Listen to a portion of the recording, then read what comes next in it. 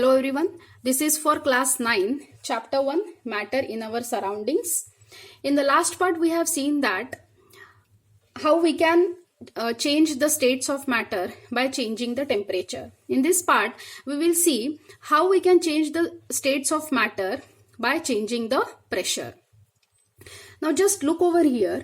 To convert gas into liquid and to convert liquid to solid, interparticle spaces must be decreased.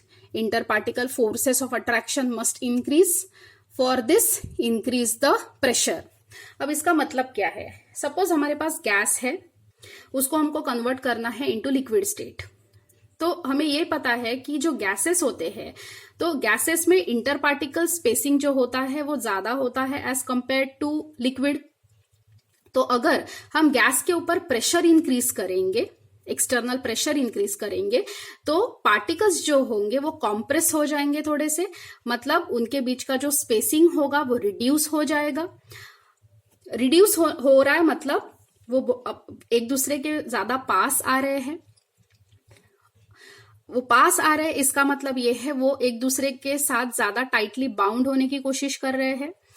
Tightly bound हो रहे मतलब उनके बीच का जो inter particle forces of attraction जो होगा वो इंक्रीज हो रहा है, तभी गैस लिक्विड में कन्वर्ट हो सकता है. राइट. सिमिलरली लिक्विड अगर है तो और उसको हमको सॉलिड में कन्वर्ट अगर करना है तो हमें क्या करना पड़ेगा. अब सॉलिड्स में तो और भी कॉम्पैक्टली स्पेस्ड होते हैं, प्लेस्ड होते हैं पार्टिकल्स, तो हमें लिक्विड्स के ऊपर और ज्यादा प्रेशर इंक्रीज करना पड़ेगा. प्रेशर इंक्रीज करेंगे तो वो पार्टिकल्स और कॉम्प्रेस हो जाएंगे, एक दूसरे के और पास आएंगे. इसका मतलब जो स्पेसिंग होगा या डिस्टेंस बिटवीन टू पार्टिकल्स होगा वो और रिड्यूस हो जाएगा, और इस तरीके से और प्रेशर इंक्रीज करेंगे हम तो liquid will get converted into solid state. Now let's understand this with the help of an activity which is given in your book. देखिए सिर्फ डायग्राम देखो. This is the diagram. देखो क्या किया है. One cylinder is taken and in that cylinder a gas is filled. ये जो dots दिख रहे हैं these are gas particles. ऊपर से पिस्टन से हम लोग उसके ऊपर प्रेशर इंक्रीज या डिक्रीज करने वाले हैं. राइट. अब इनिशियली देखो पिस्टन का पोजीशन ऊपर है, इसका मतलब जितना भी वॉल्यूम यहाँ पे है अंदर, ये वाला वो गैस पार्टिकल्स है वो कंप्लीटली ऑक्यूपाई कर रहे हैं उतना वॉल्यूम. राइट. अब हमने क्या किया, ऊपर से प्रेशर इंक्रीज किया, पिस्टन को हमने पुश किया नीचे की तरफ, तो क्या हुआ देखिए पार्टिकल्स जो है वो एक दूसरे के और पास आ गए हैं. राइट. मतलब इंटर पार्टिकल स्पेसिंग जो है वो रिड्यूस हो चुका है यहाँ पे, और इंटर पार्टिकल स्पेसिंग रिड्यूस्ड किस में होते हैं, लिक्विड्स में होते हैं एज कंपेयर टू गैसेस. इसका मतलब by increasing the pressure on the gas we are changing it from gas to liquid. Right. अब लिक्विड को सॉलिड में कैसे किया, देखो और पिस्टन नीचे पुश किया है, मतलब और प्रेशर इंक्रीज किया है.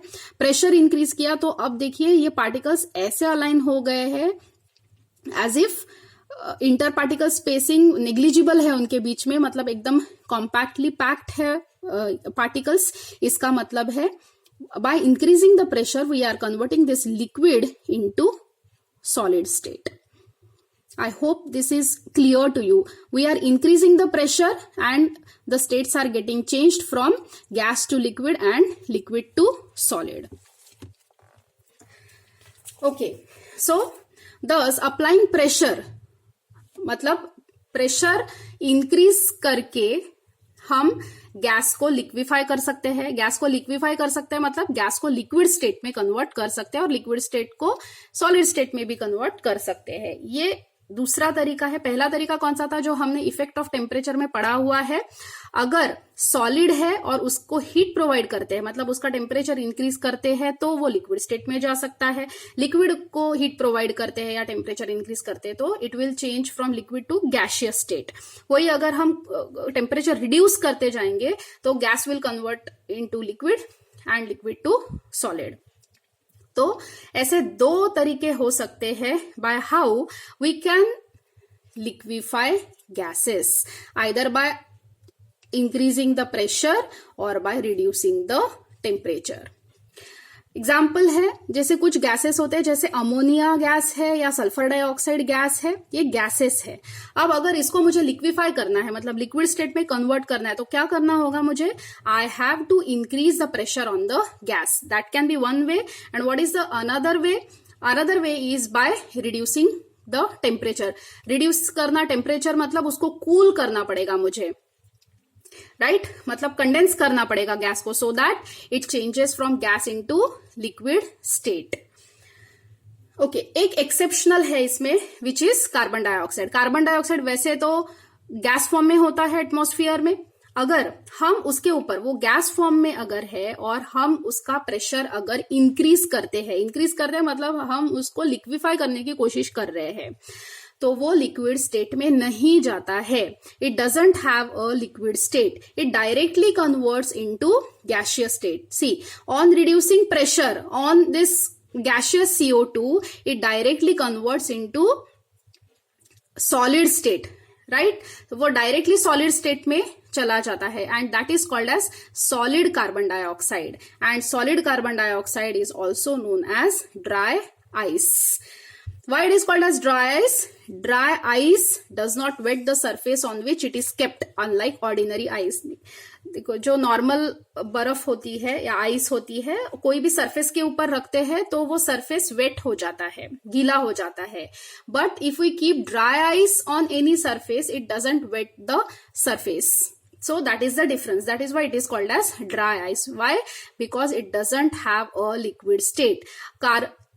कार्बन डाइऑक्साइड गैसियस स्टेट में है, उसको अगर हम, if we are increasing the pressure on CO2 gas, extremely high pressure अगर अप्लाई करते हैं, तो without undergoing into liquid state, it will directly gets converted into solid state, and this solid carbon dioxide is also called as dry ice.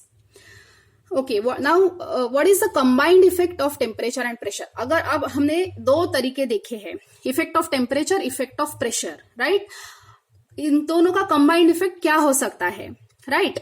मतलब gas है, gas को liquefy करना है, तो we have two ways, either increase the pressure और reduce the temperature. तो ये हम कर सकते हैं. This is the combined effect of temperature and pressure.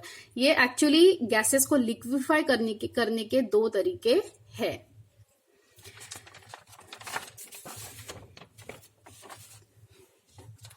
Okay. Then the next comes evaporation. नाम बहुत बार सुना है evaporation. अब ये थोड़ा डिटेल में देखते हैं. Okay. See, liquid can be converted to gaseous state by reducing pressure or increasing temperature. अभी हमने देखा कि अगर लिक्विड हमारे पास है, उसको गैस में कन्वर्ट करना है तो मुझे एडिशनल हीट प्रोवाइड करनी पड़ेगी. Only then it gets converted into gaseous state. ये हुआ टेम्परेचर का. What about pressure? अगर लिक्विड को मुझे गैस फॉर्म में कन्वर्ट करना है तो मुझे क्या करना पड़ेगा, उसके ऊपर का प्रेशर जो है वो रिड्यूस करना पड़ेगा. अगर प्रेशर रिड्यूस करूंगी तो क्या होगा, जो पार्टिकल्स है वो दूर दूर हट जाएंगे, मतलब इंटर पार्टिकल स्पेसिंग जो है वो बढ़ जाएगा. और यही प्रॉपर्टी तो गैसेस की होती है. इसका मतलब liquid gets converted into gaseous state by reducing pressure और इंक्रीजिंग टेम्परेचर. लेकिन ये जरूरी नहीं है हर बार कि हमें अगर लिक्विड को गैस फॉर्म में कन्वर्ट करना है तो it is not compulsory to provide heat और टू अप्लाई प्रेशर. ऐसा जरूरी नहीं है. वो क्यों? वो हमें एक डे टू डे लाइफ में हम एक फेनोमेनन कंटिन्यूअसली देखते रहते throughout the year, and that process is called as evaporation. So evaporation होता है, मतलब क्या होता है, जैसे पानी है, वी हैव वाटर, तो water gets converted into water vapour. हमने वाटर साइकिल भी पढ़ा है, उसमें बार बार हम वो प्रोसेस का नाम लिखते हैं इवापोरेशन, राइट?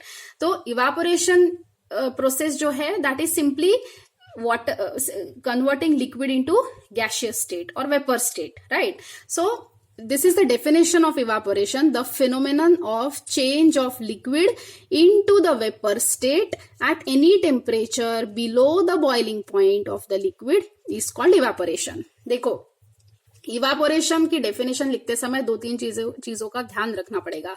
पहला है इवापोरेशन मतलब changing liquid into vapour state. Okay, ये तो पता है, लेकिन कौन से टेम्परेचर पे? बॉइलिंग पॉइंट पे नहीं. वो लिक्विड के बॉइलिंग पॉइंट पे ये फिनोमेना होता ही नहीं है. बॉइलिंग पॉइंट तो तब आता है जब हम एडिशनल एक्सटर्नल हीट प्रोवाइड करते हैं तब, लेकिन इवापोरेशन में कोई एक्सटर्नल हीट हम लोग प्रोवाइड करते ही नहीं है. इसीलिए हमने लिखा है कि इवापोरेशन जो है वो सारे ऑल टेम्परेचर्स पे होता है, एट एनी टेम्परेचर होता है below the boiling point of the liquid. For example, अगर वाटर की बात करें तो what is the boiling point of water? It is 100 degree Celsius, right?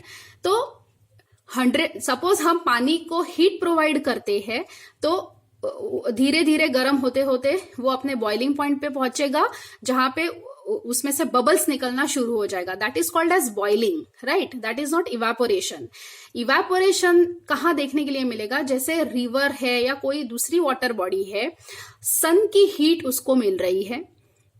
अब sun throughout the year same intensity sun की तो होती नहीं है हीट की, कभी कम है तो कभी ज्यादा. समर में बहुत ज्यादा इंटेंस होता है सन, टेम्परेचर 40 डिग्री तक पहुंच जाता है. Whereas in winter the temperature is over here is up to 5 degree Celsius, right? तो क्या 5 डिग्री सेल्सियस पे इवेपोरेशन होता नहीं है?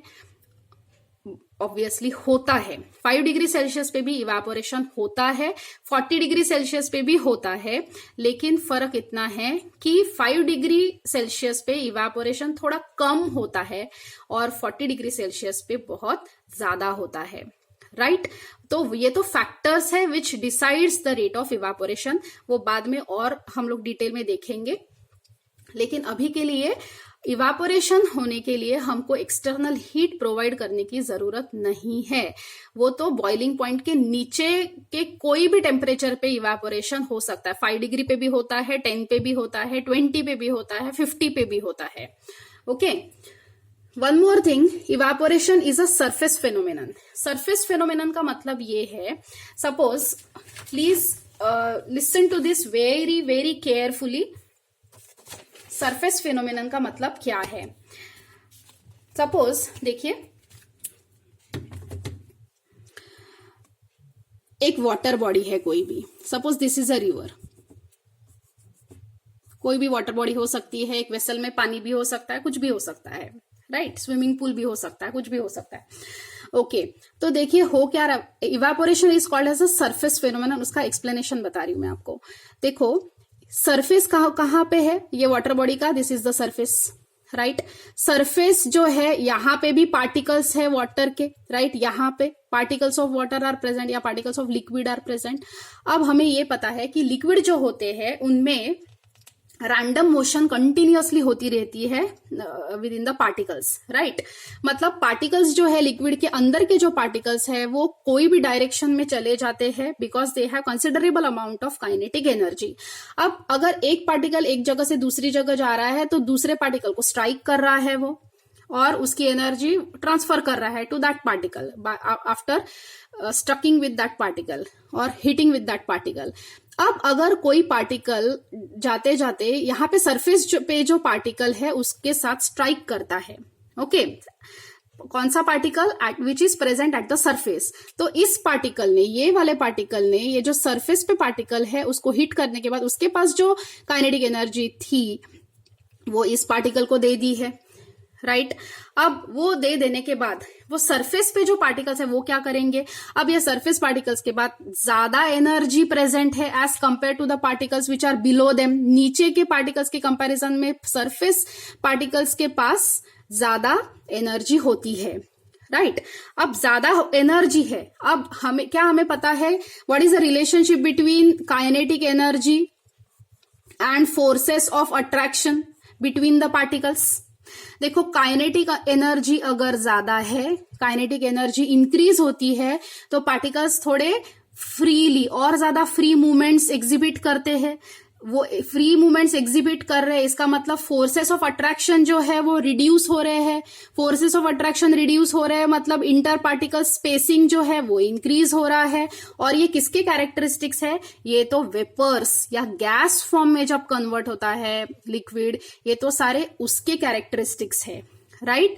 तो ये पार्टिकल जो है एट द सरफेस पे जो पार्टिकल है वो क्या करेगा, क्योंकि उनके पास थोड़ी एडिशनल काइनेटिक एनर्जी है, वो ये लिक्विड को छोड़ के रिलीज हो जाएंगे इनटू द एटमॉस्फेयर और into the surrounding and convert हो जाते हैं into vapour state, and this process is called as evaporation.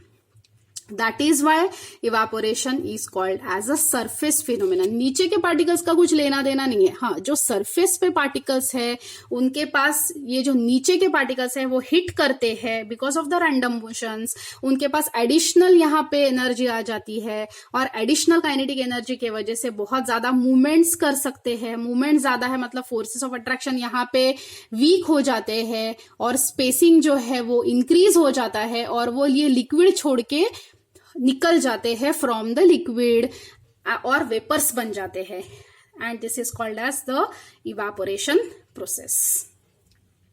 Factors affecting evaporation जो है वो हम लोग नेक्स्ट पार्ट में डिटेल में देखेंगे। That's all for now.